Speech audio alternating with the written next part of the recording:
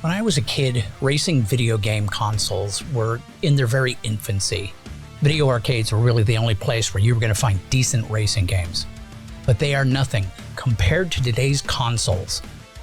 The realism, the depth of quality of the digital landscape in games nowadays is nothing short of awe-inspiring. So you want to find out about the best driving games in existence? With a little bit of weird thrown in. Then join me on today's episode of 5 Weird Things. Welcome to the channel. First, like, subscribe, share the channel. Full disclosure, I do not currently own a gaming console. However, I like cars, and I make a lot of videos about cars.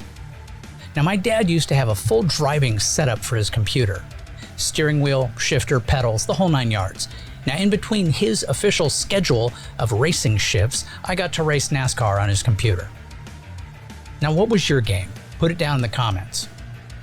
All right, let's get into it. First, the things we need to know.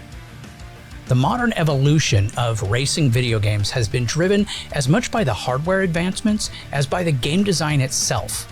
And it's kind of like chicken or the egg. Which one came first? I would say the hardware made it possible, and then the games that explored that possibility pushed the hardware. Now, today's racing experiences are no longer confined to basic controllers or keyboards. They're powered by full-blown sim racing setups, including force feedback steering wheels, load cell pedals, and motion rigs that mimic real-world driving dynamics. Ultra-wide and curved monitors, or even triple-screen setups. They enhance the immersion by replicating a driver's field of view, while virtual reality headsets now allow players to sit virtually inside the cockpit of these race cars. High-end PC graphics cards push photorealistic visuals at high frame rates, crucial for split-second decision-making in the fast pace of these games.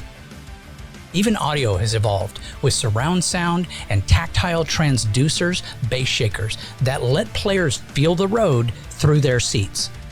Together, these hardware innovations have transformed racing games from casual entertainment into a deeply realistic, almost physical simulation of motorsport. Everybody got that? Good. Weird thing number 5. Assetto Corsa is a hardcore racing simulator designed for players who want absolute realism behind the wheel. Released in 2014, it quickly gained a reputation for its ultra-precise driving physics and accurate track recreation. The learning curve is steep. This isn't a pick-it-up-and-play experience. Even experienced racing fans might spin out on their first lap. Success requires understanding tire pressure, suspension settings, and racing lines. A racing wheel setup is highly recommended to get the full experience. Now, the biggest pro of Assetto Corsa is the realism. Every car handles like its real-world counterpart, and the tracks are laser scanned for maximum authenticity. Whether you're driving a Formula One car or a vintage Ferrari, the game demands and rewards precision and patience.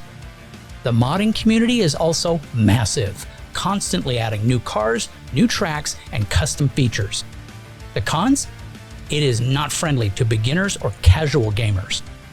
The default AI can be very lackluster, and the user interface is clunky compared to more polished titles.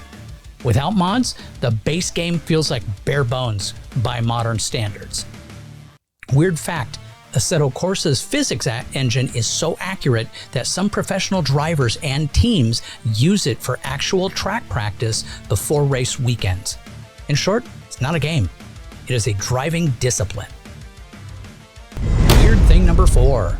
Burnout 3 Takedown. I've actually played this one. This is a high-octane arcade racing game that throws realism out the window in favor of pure chaotic fun. Released in 2004, it focuses less on lap times and more on total destruction. The learning curve is refreshingly easy. New players can dive right in. That's why I was playing it, and start slamming rivals off the road while mastering combos and advanced tactics, adding depth for veterans. The biggest pro is the takedown mechanic. You're not rewarded just for winning, but for aggressively wrecking your opponents by forcing them into walls, traffic, or off bridges. Each takedown triggers slow motion replays that are as satisfying as they are cinematic. The game also features a legendary crash mode, where your only goal is to cause the biggest, most expensive pileup possible. This part I loved. Now the cons? If you're looking for realism, look elsewhere. There's no manual gear shifting, no car tuning, strategy mainly boils down to drive fast, hit things. Also, some crash junctions can get repetitive over time. Now, weird fact, Burnout 3 was so intense during testing that developers added a warning screen for players to take breaks due to reports of nausea and dizziness during high-speed crashes. In short, Burnout 3 Takedown is pure arcade bliss, where driving recklessly isn't just allowed, it's the whole point of the game. Weird thing number 3, Need for Speed Most Wanted. This is one of the most iconic entries in the long-running racing franchise. It combines arcade-style racing with an action-packed storyline and high-stakes police chases. The learning curve? Pretty smooth. Easy enough for beginners to pick up, but challenging enough in later races to keep experienced players on their toes. Drifting, nitrous timing, and evading cops takes practice, but the game gradually ramps up the difficulty. The biggest pro is the thrill of the chase. The police pursuit mechanics are incredibly fun, with escalating intensity. Spike strips, roadblocks, and helicopters turn simple races into adrenaline-pumping battles. The car customization is also top tier for its time, letting players trick out vehicles with performance upgrades and flashy body kits. Cons include some rubber banding AI, the way opponents magically catch up, and by modern standards, the graphics and driving physics may feel a little bit dated. Now, weird fact, the game's villain, Razor, steals your car in the opening act. And it's totally legal because your car breaks down mid-race. It's the only racing game where engine failure is part of a conspiracy. Overall, Most Wanted is a perfect mix of chaos, speed, and story, an unforgettable ride in the world of street racing.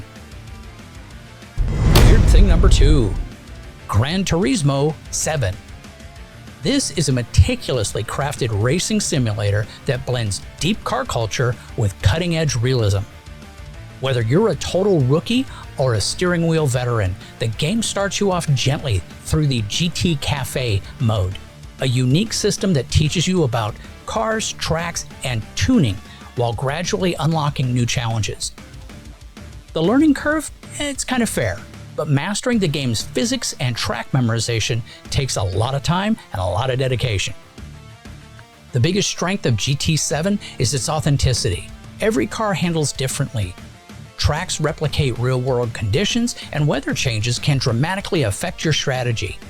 The customization tools are deep, and the visuals are stunning, even down to the realistic raindrop patterns on windshields. The biggest con?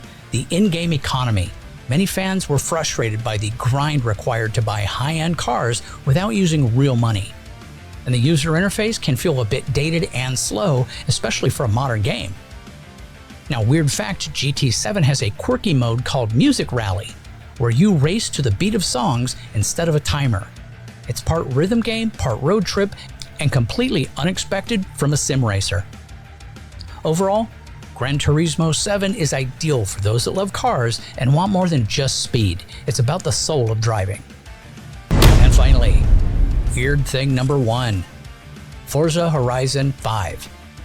This is an open-world racing game that blends high-speed thrills with stunning visuals and a massive car collection.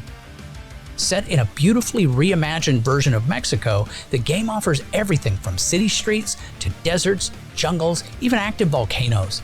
The learning curve is very accessible. New players can rely on driving assists, while experienced racers can dial up the realism by turning them off for a greater challenge. Now, the best part of Forza Horizon 5 is its freedom. You can cruise around the map, participate in wild showcase events like racing a plane or a train, or build your dream car collection. The controls are smooth and intuitive, and the game constantly rewards you for exploring, stunting, or just goofing off. Now, cons include occasional online connectivity issues and repetitive mission structures after extended play. While the driving feels great, the AI can sometimes be erratic, especially during street races. Weird fact, one of the races involves outrunning a massive piñata float during a festival parade. Yes, you can floor it next to a giant candy monster while fireworks explode.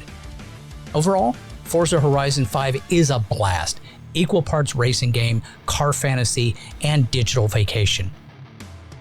Well, that's it for today's episode. I gotta be honest, I'm thinking about getting a gaming console after doing all the research on these games. I mean, these games are not just next level, they are levels we didn't even know existed. So do me a favor, watch more of my videos. I would appreciate it. Also, join the channel, subscribe. That would be awesome. You get a lot of exclusives and you get to see all the shorts and videos way before everybody else. Take care, have yourself a great day.